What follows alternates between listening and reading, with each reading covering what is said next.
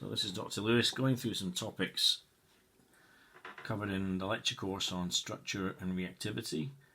Remembering that the lecture course was rewritten and there's a lot more concentration on organic chemistry. I missed out topics such as VSEPR theory and also molecular orbitals as applied to simple molecules like oxygen and nitrogen that you might have seen in previous past papers. So VSEPR and molecular orbital diagrams of nitrogen, oxygen, etc., they will not be in this exam.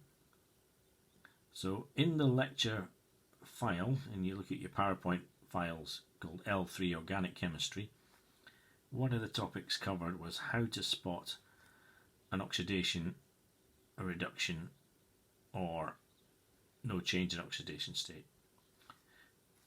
So for this you don't have to understand the reaction because we didn't really do a huge amount of reactions, we just did substitution. But a simple rule based on the fact that oxidation state relies on assuming that a bond, in a bond say between carbon and oxygen, the more electronegative atom, oxygen, gets all the electrons. So it's assuming that the bond is an ionic bond.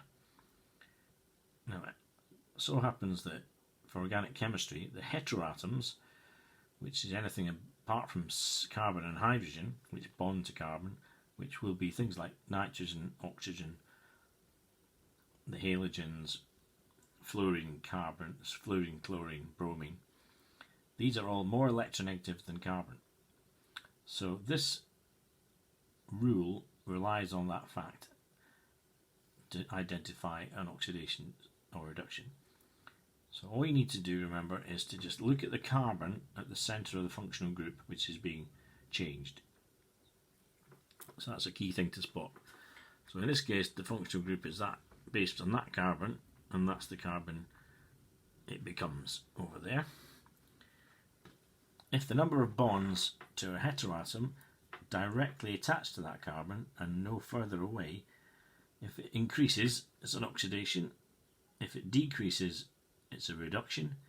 And if the number of bonds stays the same, there's no change in oxidation state. In other words, you don't need an oxidizing agent or a reducing agent.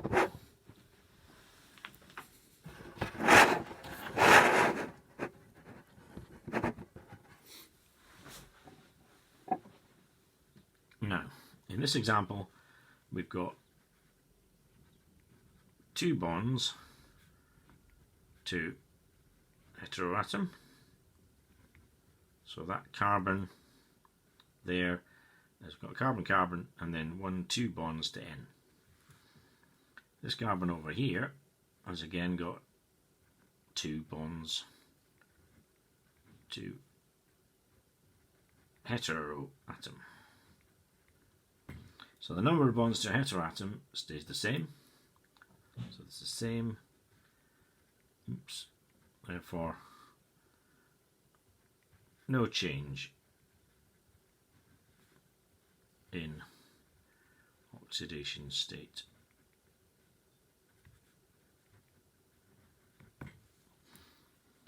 What about this one here? So here we've got, remember that's the carbon that's the centre of your functional group.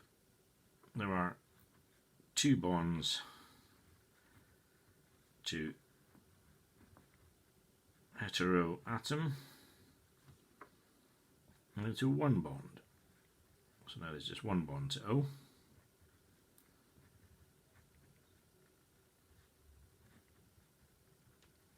So that's a decrease from 2 to 1, which means it's a chemical reduction.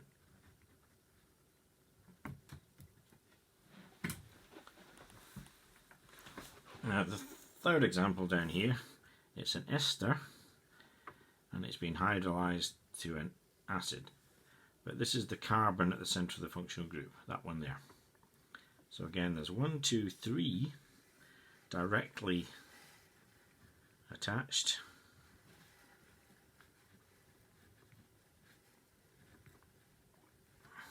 And there's still just 1, 2, 3 directly attached to Let's go 3 bonds again. So it's the same,